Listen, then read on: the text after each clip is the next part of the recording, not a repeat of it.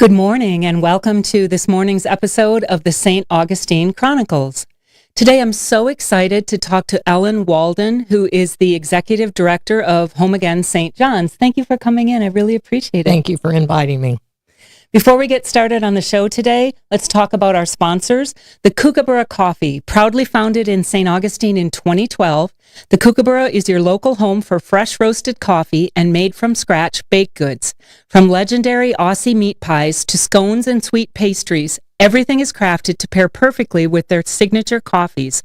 Whether you love a smooth flat white, a bold Aussie iced coffee, or their famous Honey Badger latte. With multiple locations throughout St. Augustine, the Kookaburra is part of the community and part of your daily routine, from morning commutes to weekend strolls. The Kookaburra, Aussie Coffee, St. Augustine Local.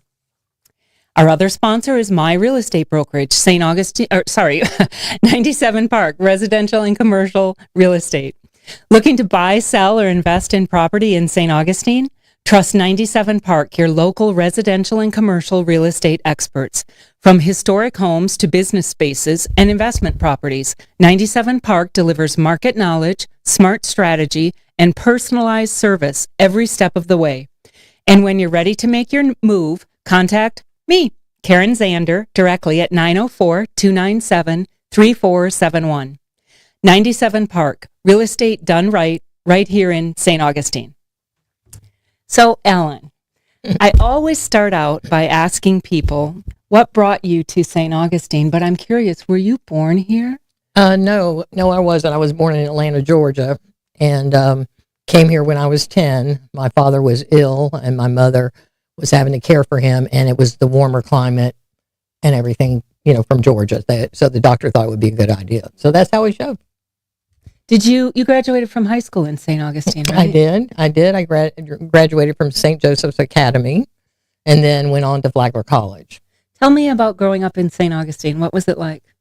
Because it's different now. Oh, it is very different now. I can remember riding my bike to school with my brother.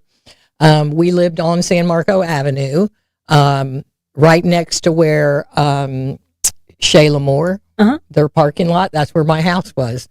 And so we lived there a number of years, and we spent, many holidays. I mean, my mother, we got a 3-story house, and my mother opened the house up, and we rented rooms. And so the top 2 floors were all tenants. So we always met a variety of people, all walks of life. And my mother would cook dinner at night, and everyone would come together and talk about their day. And so we never knew who was going to be at the table with us at night. So that's really interesting. Yeah, it was fun. I enjoyed it. I have a lot of memories there. So San Marco Avenue wasn't as commercial as it is now, correct? Oh no, all the St. Augustine homegrown people lived on the street. They lived in the streets behind us.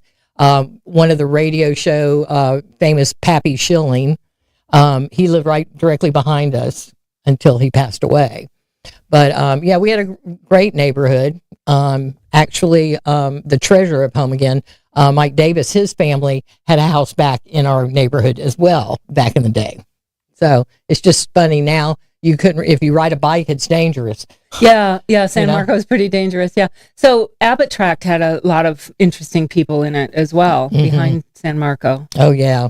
Well, I mean, a lot of the people I went to school with at, Cathedral Parish and then on to St. Joe, they all lived in the neighborhood too. We all would ride together. There wasn't like school buses then, where you get on a bus and ride to school, so it's a lot different. I was very fortunate. One of the local printing companies, Standard Printing, my parents didn't have a lot of money, and we always had what we needed.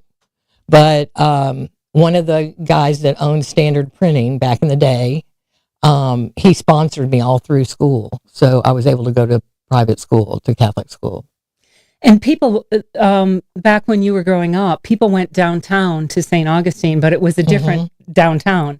So new residents don't realize it was, you drove on St. George Street, and there was a hardware store. There was everything was downtown, right? That's absolutely. Locals went downtown to shop. There was a drugstore. There was movie theater there. Yeah. Yeah, it was really, interesting. We could walk anywhere, go anywhere, and always feel safe. Not so much like that anymore, but. And what we now see as the suburbs of St. Augustine, that didn't even exist. That was all just farmland and dirt roads. And absolutely. Well, did you ever imagine that St. Augustine would become what it is now, which is, it's like I think of it as a little metropolis, even though I know it's still a very small town. Well, I think back then, and the one thing I miss the most about growing up here is that everyone spoke to everyone. You walk down the street, everyone, how was your day? You know, hi, hello, how's so-and-so? How's your wife? You know, everybody talked to one another, and they all took care of each other. Now, if you smile and say hello to somebody, they look at you like you're crazy. So it's definitely different than what I grew up. And, of course, I grew up also in the time when Martin Luther King was here, and the people that owned the Monson were in our neighborhood as well. So I was friends with them, so I spent a lot of time there. Where you see the Rain Tree restaurant now, it used to be the Corner House. And the people that own that, the Shermans, they had their house, the Corner House restaurant where the Rain Tree is, and then the motel next door was theirs as well. So we all grew up in the same, everybody on San Marco Avenue, all the back streets behind there, we all went to school together. Did you realize, you mentioned that you, obviously, I should have put that together, that you grew up during the time of the civil rights activities and protests in St. Augustine. Did you realize at the time that was making history? No, not because you just lived here, right? Yeah, and I was young, and everybody. The jail was downtown. Everything was downtown. Yeah, the post office. Well, the post office still is, but yeah. So I think just in going to Catholic school, also it was small, unique. Everybody knew everybody. Even though St. Augustine High at that time, they were still fairly small then. Of course, now they're really big. But everybody knew everybody, and everybody got along. There wasn't any rivalry there or anything. And we all used to go down to the point at Volano, and I was going to ask about on the weekend, and have a bonfire, and everybody. Back when they were shacks, right? Yeah. No AC, just kind of like almost like glorified tents. Yeah, back in the day, I guess it was probably it was the early 70s, and all the surfers, we'd all go out there, they'd surf, come in, and we had several friends that had shacks there, and we'd hang out with them and crochet bikinis, and oh my gosh, those were the days. So I'm dating myself now. And we used to surf the well then, back then at Volano, and my family lived at Volano for a while, and that was in the 70s, way out there, right? Late 70s. Like that was considered way far out, and there was nothing there. Yeah, and then of course you had Fiddler's Green restaurant back then. Of course that disappeared, and that was a great restaurant. And it's changed a lot out there. Yeah, imagine back then, thinking about the multi-million-dollar homes that are on Volano and the private access, and now people can't get to the beach and they can't park, and it's the same with downtown. What it is now, or even the downtown close neighborhoods, what they are now. I talked to Chris Way. He was my first guest actually on this show, and Chris has amazing stories to tell, and grew up here, and just learning about how easy it was to live here back when you were growing up, and what it's become. I'm sure that everyone wishes that they would have invested in real estate. Absolutely. Because I think you probably couldn't give away at some of those properties then and now. Well, and it's just what I hate about it also right now is that my husband and I, we just don't even want to come downtown. Yeah. The traffic, everything is just so congested, and so the places that we would go out and have dinner or drink or whatever, we can't even get into them. It was a seasonal tourism area, right? Yes. So a lot of the time it was really locals going downtown or going wherever. And I mean, you go into a place and people knew you. They knew what you drank. They knew what you were going to, pretty much what you're going to eat, kind of a thing. And so, I missed that. So. And you said once you graduated, you went to Flagler. I'm sorry, I don't know exactly when Flagler switched over. Was it male and female students then? We, in 1971 is when I first attended there. And I was just out of high school. And that was the first year that they had boys there. And was that controversial? And oh yes, and there was 10, and they were all from New Jersey and New York. Why? They came down here to serve. So they didn't live on campus. They lived at Volano. All of them lived at Volano, and so it was an interesting year. And I think at that time, I myself. We had a family tragedy just before I started college. My brother was killed. My 15-year-old brother was killed. And so it was a rough year for me going to college and trying. My parents were much older. We were kind of unexpected, if you will. And I I have 6 siblings. So,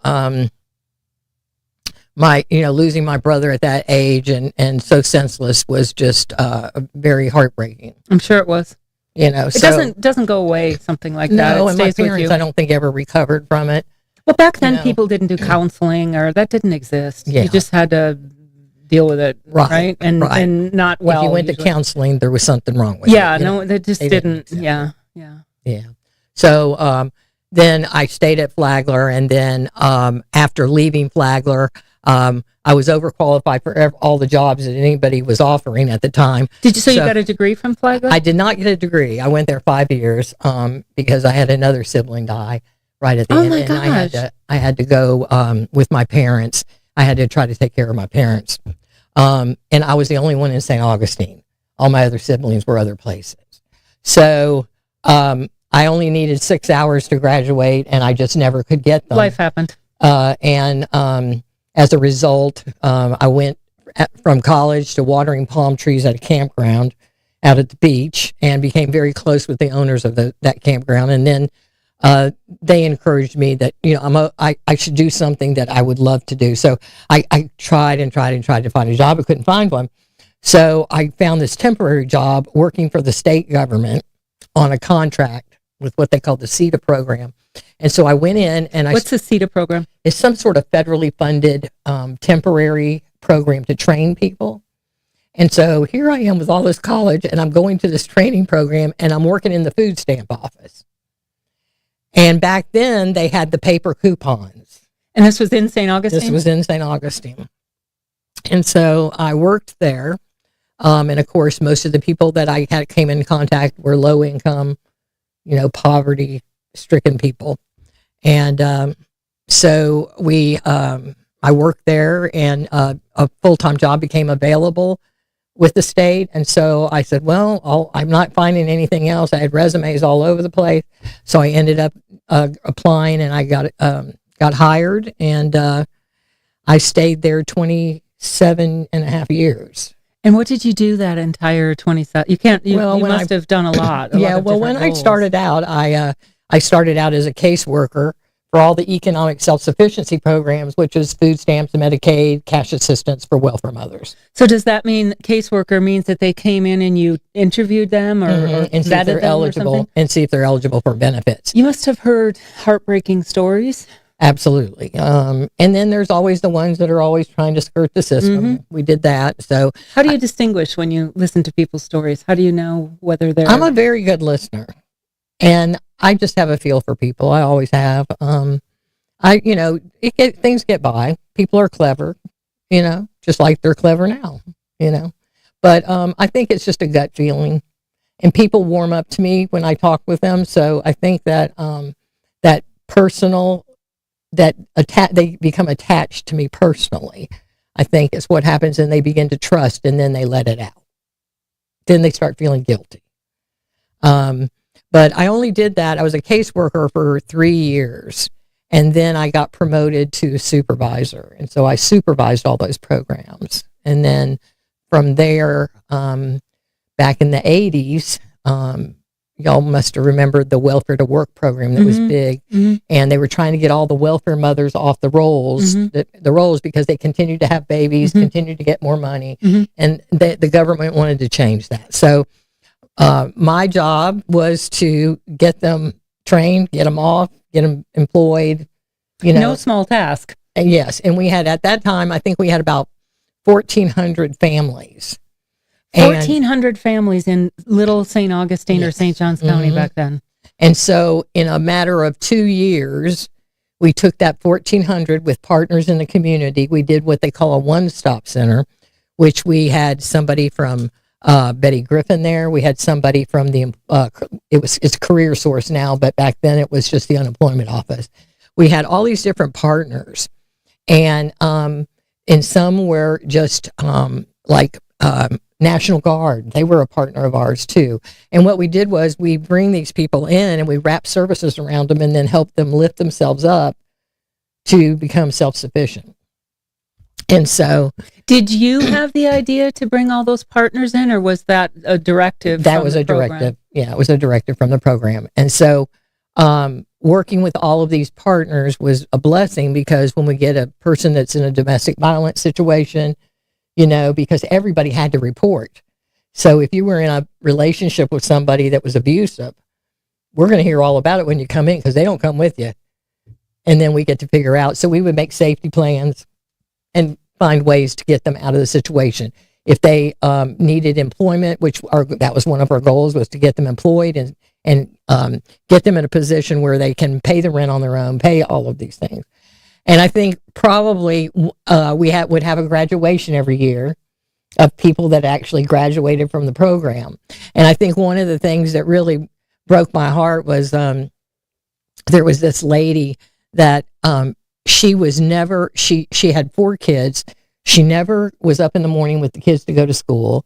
The oldest daughter was the one that had to get the kids up, make sure they had a bowl of cereal or something. The mother laid in bed, did absolutely nothing.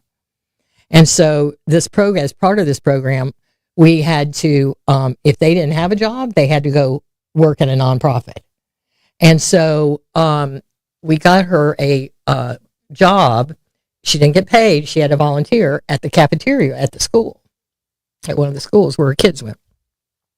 And so at the graduation from this, she ended up getting a job at the school. But at that graduation, that oldest daughter, she got up and spoke straight to her mother in the crowd before her. And she said, "I am so proud of my mother, because she actually participates with us as a family now. She gets up. She makes sure that we're up for school. She makes sure our clothes are washed. She makes sure." It changed her life.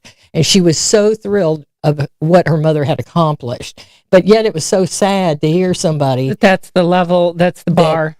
That you never interact with your kids, and your oldest daughter had to take care of everybody, So, I mean, it was really, and the mother cried and cried. I mean, it was, and everybody else cried too.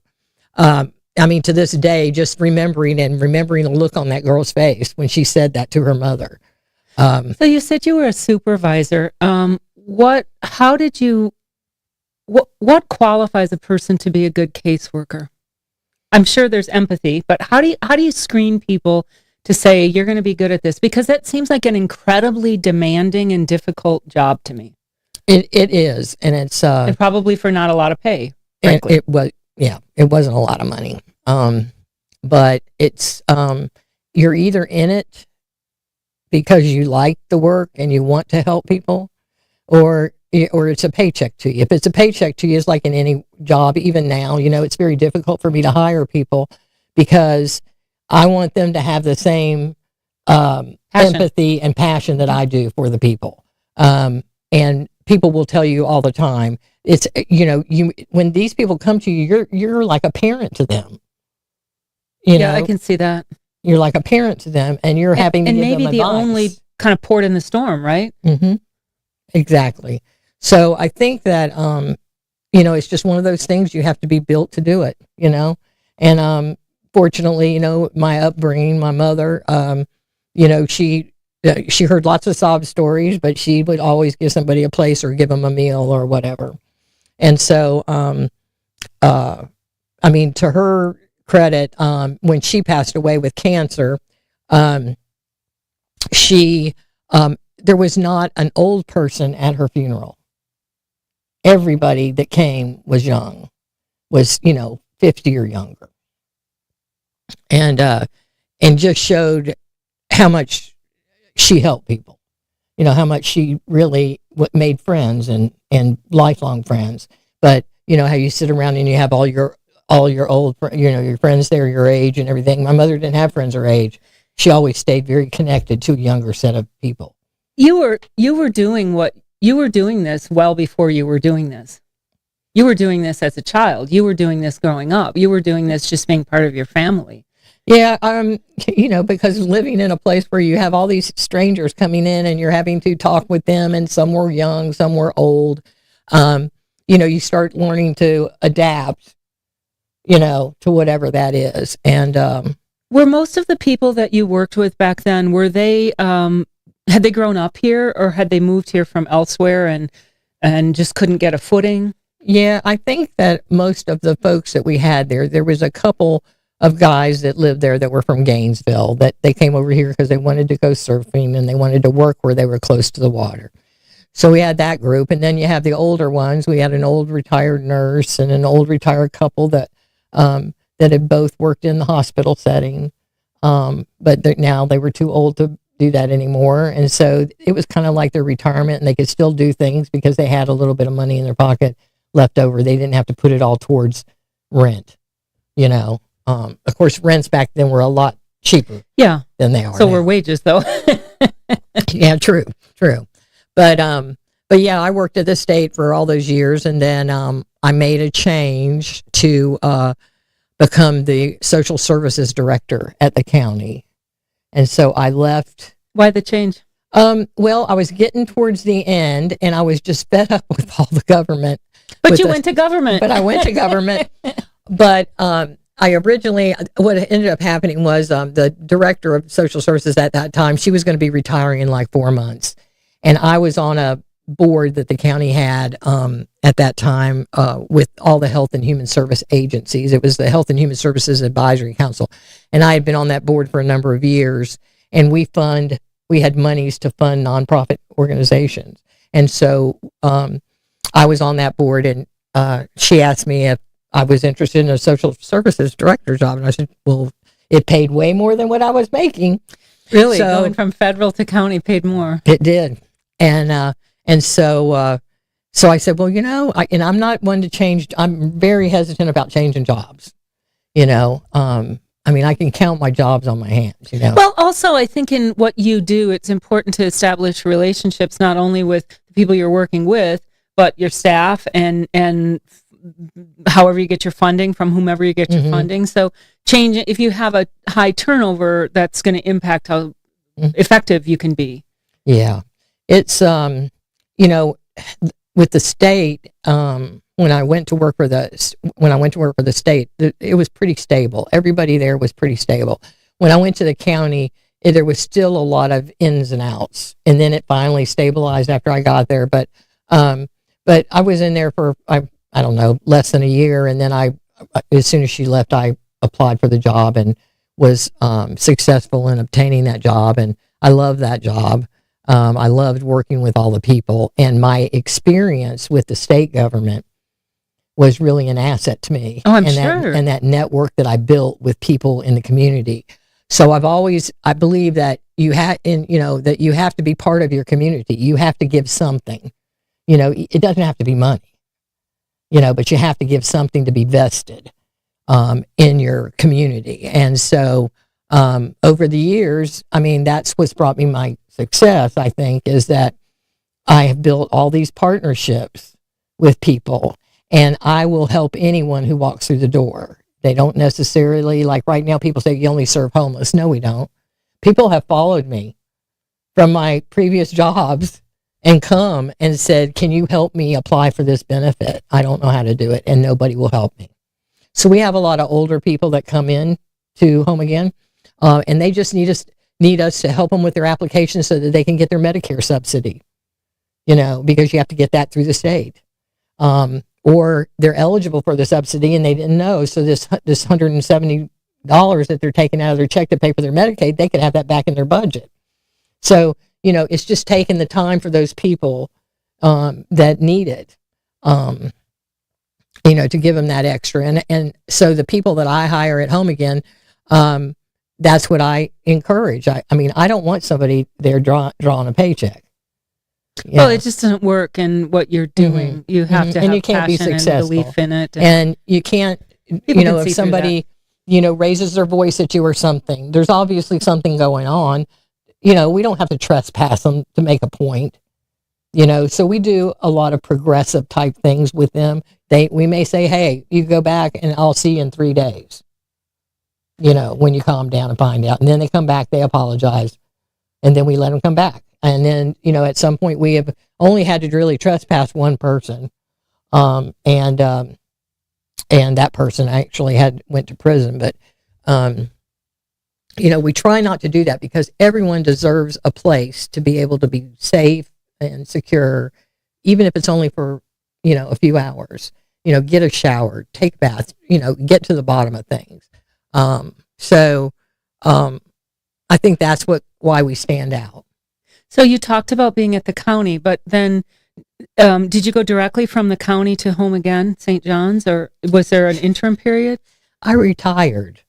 Well, it worked well for you. Yeah, I retired in 2015. I stayed on at the county as a consultant for a year and a half to help them. That was when all the healthcare stuff was going on, and we really needed to rewrite some policies and procedures, to accommodate the new laws and everything and what was happening. And so I stayed on to help with that and help them hire a That new just sounds director. like an awful part of the job to me. Yes, yeah, it was. But I Dealing mean, with bureaucracy and. But I did enjoy working with some of the meetings that I got to attend and run with other community partners. So it was always, bringing people in that are new to the community and letting them tell what they do and sharing possibilities, other possibilities. So it was like a forum for people to share all their information. So I actually retired, and after I left the consulting job, I was home for 2 weeks. I cleaned, I purged, I did all of that, and I go, what am I going to do now?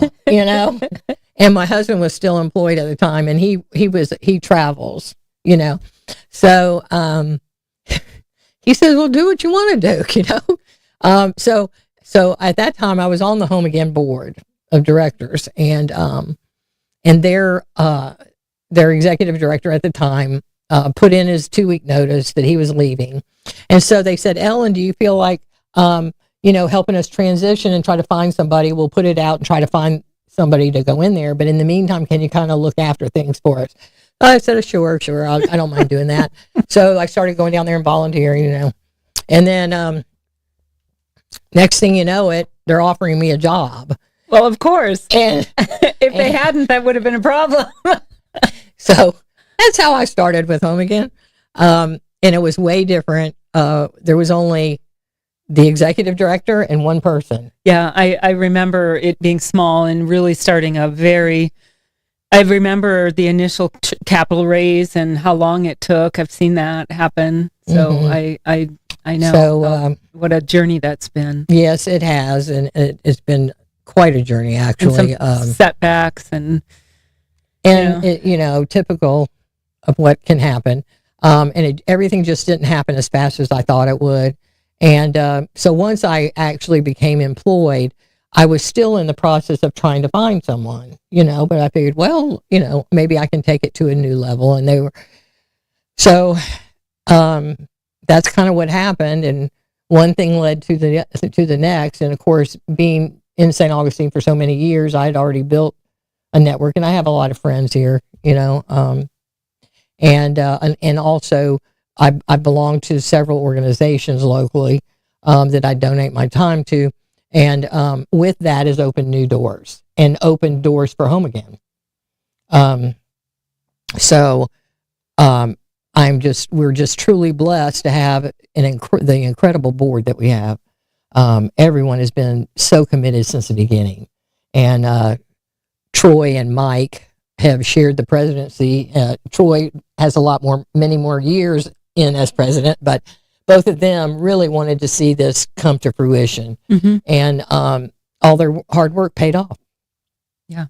So, together, I think we did what we had to do to make it happen. And again, thank God above, he was on our side, because I really think it was divine intervention that really brought us to where we are. Talk about what Home Again St. John's is for people who don't know what it is.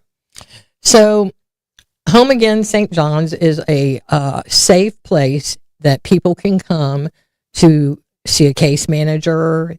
We do resource and referral there. They can get a shower, get cleaned up, get clean clothes. They can come and do their laundry.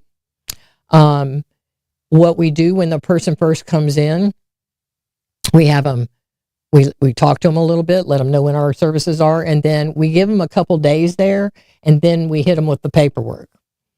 And then in the paperwork and during the first initial visit with them, we try to find out, what they're doing, what are their goals, are they planning on staying around, or maybe they just need a bus ticket to go somewhere else, to a family or something. He came down here for a job. We've had a number of people come for a job. They were promised a job, got down here, and then the job never came to pass. And then they spend their money, car breaks down. Mm-hmm. They're stuck. And they're stuck. Mm-hmm. So luckily, with our partnerships with some of the civic organizations and churches, we have been able to meet some of those needs and get people to where they're going. Since I've been the director, St. Johns County Sheriff's Office, they have a jail reentry program and outreach group. Yeah. We work a lot with them to get people back to where they need to go. He's actually coming in as a future guest. Yeah, Michael. And he does great work, really does. And together we can solve things that, everybody else would say, we don't do anything, just go down the road. Well, that's not what we do there. So what we do is we try to connect people with the resources that they need to meet the needs or the problems that they're having. And you have a new facility. We do. On 16. Do. Yeah, it took us 15 years to get there. But, and I have been involved with Home Again since the beginning, as a citizen, and as a being the director of social services and stuff. So we were always involved in everything. But, we worked on this project, and it hasn't been until probably the last 2.5 years that things actually came to pass, and everything it was a blessing how everything just came together. And I believe that, like I said, our board is very committed to Home Again. They're very, they're not only financially committed to Home Again, but they are into the making people's lives better. And I think that by them spreading in their circles, that has helped. And so the new facility is on 16.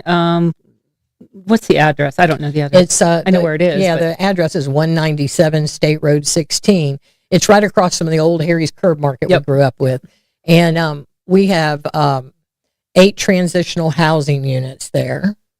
And we have a main service center.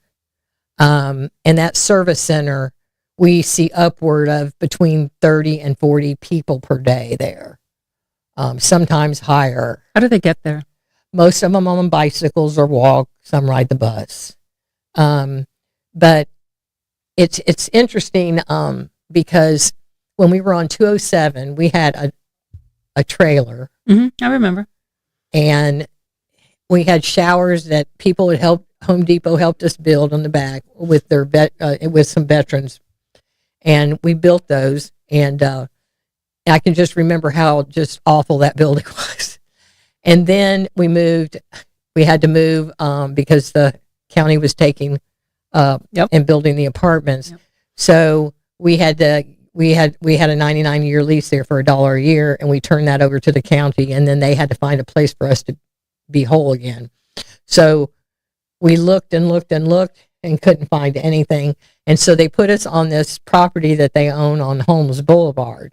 And that was another bad situation over there, but it met the need and got us to where we are today. So we're thankful that, the county provided that to us for that, free of charge. And we had to put a trailer on there, which was ridiculous. We could have bought the trailer 10 times by the time we paid all the rent on the trailer, because it took us longer to build than we initially thought. So we have a steady stream of people coming in all the time. Now, there's more there than we have at either other place. We have more people coming in there. I don't know if it's because it's right there on the bus route and it's a main thoroughfare, or what, but a lot of people that we saw before still come to the new location. But I also have noticed that the people that come to that location, they're more helpful and they're doing things. They'll go pick up a broom and sweep the floor. Is it because it's brand new, looks nice? Is it that? Is it pride? And maybe it is, because I tell them all the time, this is your house. Treat it like your house. If somebody drops something on the floor, I get on to them. This is your house. This is my house. This is not the way we do things. Do you see only homeless people, or do you see people who are just down on their luck? They actually do have a place to live, but they need help. Yes, we see a lot of those people too. And like I had mentioned earlier, we have older people that come to us every year to help them with their Medicare, trying to get their Medicare situation so they don't lose that subsidy, or to help them apply for food stamps. What we have seen a trend lately, and it's been going on for the past year, is we see more people over the age of 60 that are sleeping in their cars. And because of the real estate situation. Yeah, it's expensive. It's expensive. Very. Renting or owning. We had one guy a couple months ago, he came in, the house he had been in for 27 years got sold by the children. Their parents had died and got sold by the children, and they can't find anything. So what we try to do is we try to help them find housing. We connect them with UF Health, the housing navigator over there, with our current, because they're the lead agency for homelessness in Florida. I didn't know that. In St. Johns County. Okay. So they took over as lead agency several years ago. And of course, before they took over Flagler? Yeah, before they took it. Flagler had it, and then they absorbed it. And it's been really good because as lead agency, it takes a lot of support, and they have the infrastructure to support. Like if they have a computer problem, or they have, when we were lead agency, we didn't have that luxury. Mm-hmm. So we did everything. They have a whole team of people. So they have a housing navigator, and that housing navigator helps people find or locate housing, and also hooks them up with other nonprofit agencies that get the federal dollars to help house and pay deposits and things like that. Where do they find housing, though, that is affordable? I mean, I wouldn't know where to find that. And, I own the brokerage. I know the housing costs. Where is that? Or is it just offset by monies from grants or supplements or something? No. I mean, it is initially on the move-in cost, because you know how move-in costs are. Yeah, and deposits. So, like, for example, some people can afford, like there's Casa del Mar, for example. They don't have vacancies often, but they are somewhat subsidized. We have the Oaks, which is for seniors. That's a subsidized, but unless somebody dies, and you have to be there at the right, and you have to get on their waiting list. Then you have a couple apartments that are out. I think they're called Summer Breeze and Somerset Village. They're out US 1 South. They have their rents are around $1,000 to start, $1,050 to start.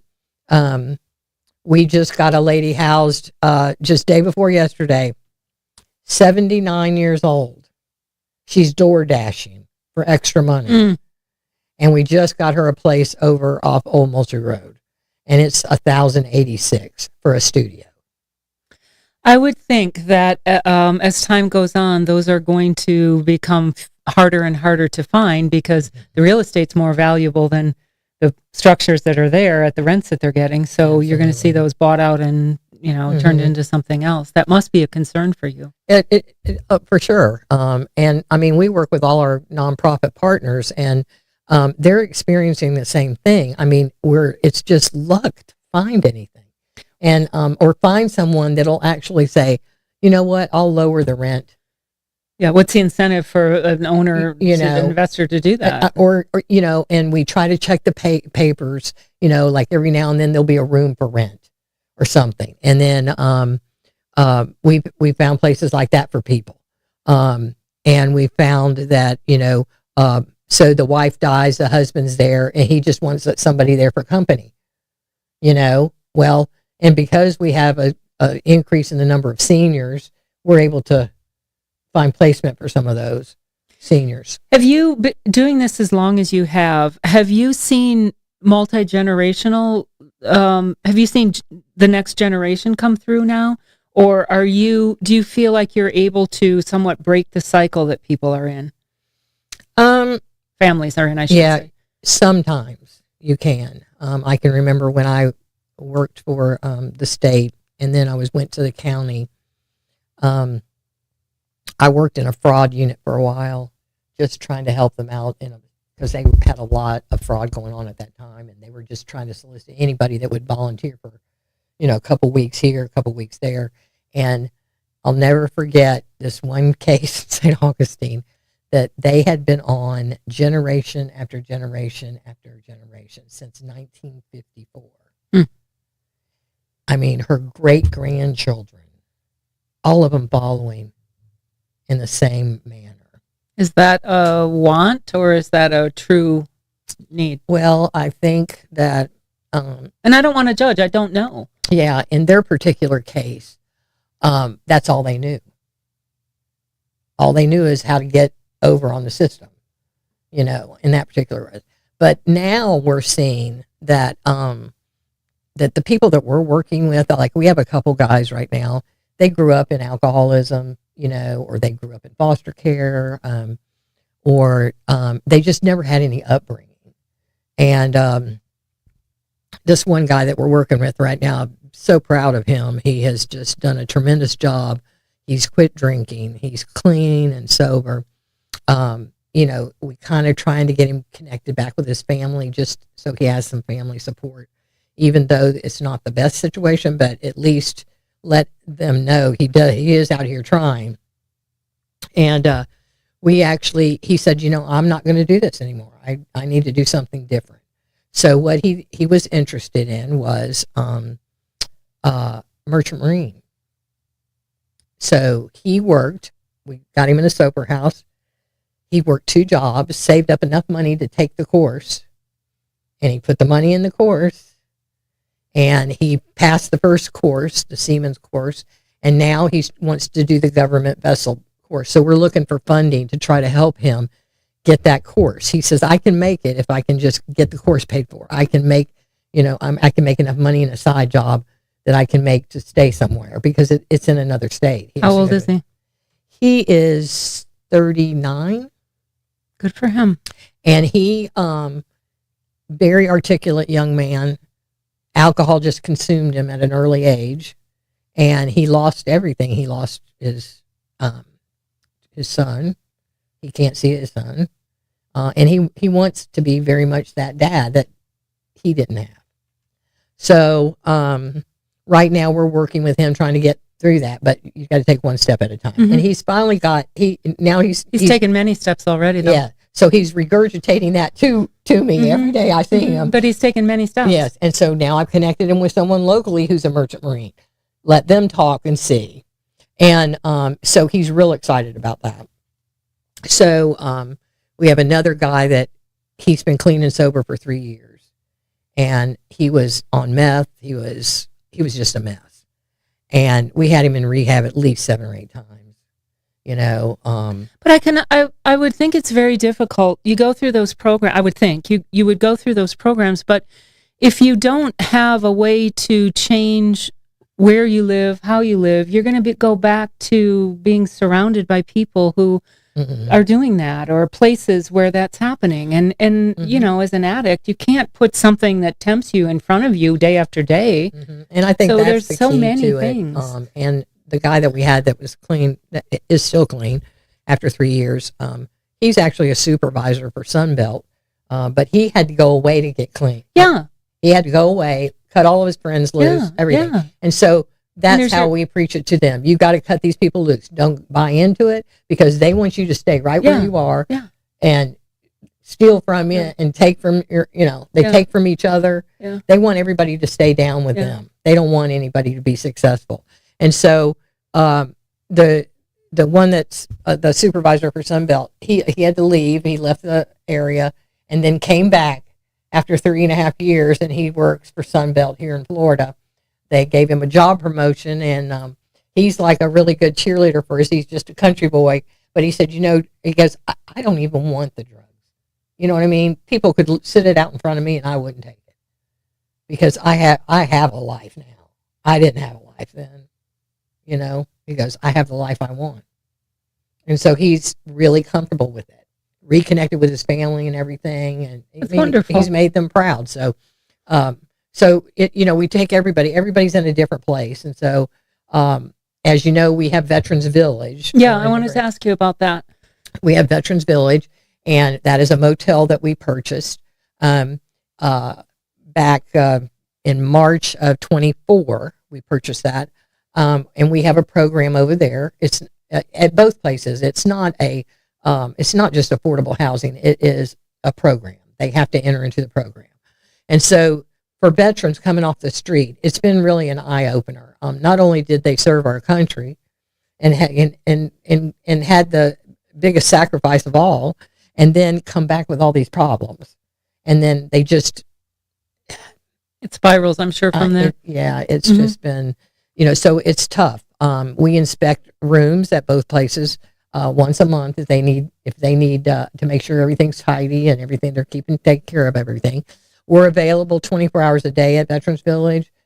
We have staff there 24 hours a day. We have a pretty good group for the most part over there today. We're not quite full yet. We're still interviewing and doing some background checks on people, because we can't have any offenders or predators there. And we do have one teenager with his mother who's a veteran. And when she first came to us, she was just working here, working there. No, she couldn't get any focus. And we were able to encourage her to go for a job at the old fort. And so she got the job at the fort, and she's been there ever since. And so her son is 15, and they live there. And so we have a lot. We have in the age differences. We have men and women. And so I think our youngest right now is 26. And our oldest is 75. That's amazing. But even the ones that are older, they if they don't want to work a part-time job, because most of them are on Social Security or VA or something, then they have to volunteer in the community 20 hours a month to re-engage. So that's it was difficult for us in the beginning to get them to do that, because they were isolated and didn't want to socialize. Now they're becoming more like a family. So we do a lot of activities with them over there. We did take a man, we interviewed a man that was in prison in Florida. And we took a chance on him to come in. And he was in his mid-60s. And it turned out that he's a great tenant, and he really wants positive change. And he's been a real blessing to have. And he's very helpful. He's volunteered for things. He cooks. He grew up in his parents' restaurant, so he cooks a lot. And the guys like that. The guys and the girls like that. So they take turns. They have a laundry there. They can do their laundry. We have a lot of support from local veterans programs that provide things that we need to help offset the cost for us. The rent or the program fee, as we say, for Veterans Village is $800 a month plus a deposit. The only pets that they can have are service animals. Are most of the costs for the people, is that offset somehow by grants or other monies, or do they end up actually paying it themselves? They pay it themselves. Now, on occasion, we've had somebody lose their job, and then, they couldn't, they had to find another job, so their rent might have gone a little late. But what happened is we try to recruit other veterans organizations to assist in that if we can, or refer them to another agency in our network. Are you the only place that does these sorts of things in the county? I know that St. Augustine's the county seat, but I think about like out in Hastings or just other places. Is there? I would think it would be difficult to get to your locations for some people. Are you the only entity that does these sort of things? No, I mean, we have, St. Augustine Society, or what we know as the St. Francis House, and then the Port and the Storm, that's run by the St. Augustine Society as well. One tends to go for those 18 to 24, Port and the Storm, and then they have the Crisis Center downtown. But that's still downtown St. Augustine. Mm-hmm. How do you reach, are there many people that need the assistance outside of St. Augustine proper? Yeah. Sure. Now, St. Francis House has an outreach team. It's called SOS. And they go out they go out all over the county. They find people wherever they're camping. They try to offer them services. Sometimes we'll, Wildflower Clinic, we help, they help us. They go around the community too. Sometimes they go out with the SOS team. They have a bus, right? And they have a bus that comes once a month. Yeah. And then, of course, our Dining with Dignity program that we are doing is down over there off of 207 where the city bought that property behind Winn-Dixie. So they've moved from downtown to over there. So we run that program. We've run that program for years. And that program, we have over 450 volunteers in that program and over 40 churches that bring a nutritious meal to these folks at no cost to the agency, no cost to our agency at all. They provide this free of charge. And it's just their way of giving back. And we do that on State Road 16 as well. Last night, we served 33 people last night. And downtown, they're serving between 50 and 65 people per night. And transportation is provided from downtown by the Council on Aging bus, the transit bus. They always stopped right there where we were feeding downtown anyway. So they actually transport them there and we'll bring them back on a bus. So that's how people who don't live in kind of St. Augustine proper are able to access the services, or do they? Yes. I just wonder, it's not, I'm not thinking only so much about the homeless, but people who are they just need assistance and they're living maybe somewhere, but they can't continue to keep that going. Yeah, well, St. Johns County Social Services, they have people that go out to Hastings. Okay, that's what I was asking. Yeah. They go out to Hastings, and Pie in the Sky goes out to Hastings to deliver food. I actually was the first president of Pie in the Sky for the first 10 years. And then when I took this job, it was just too much for me, and I had to leave Malia, my partner in crime, over there. But that agency has grown and provided so much food to so many people. She and I used to do it way back in the day because we both worked in Hastings, and we look like the Beverly Hillbillies strapping all this food on the back of a truck, and we would take it out. We would go out in the fields, and we've fallen in many a cabbage trap out there, So, and at that time I was working for the county at that time as well. But, taking that idea and then bringing it to what Pie in the Sky is today is just amazing. So there's just so many great things out there, people doing great things that, but again, I think there's a lot of big hearts out there. It's just finding them. I want to give you an opportunity to talk to people about how they can help you and help Home Against St. John's and Veterans Village. Well, I mean, we have volunteer opportunities. We have an employment center at the main building on State Road 16. We're looking for people that can help people do resumes and things like that. We already have volunteers that come in and want to do haircuts, which is great. Clean them up, do their beards, do all that stuff.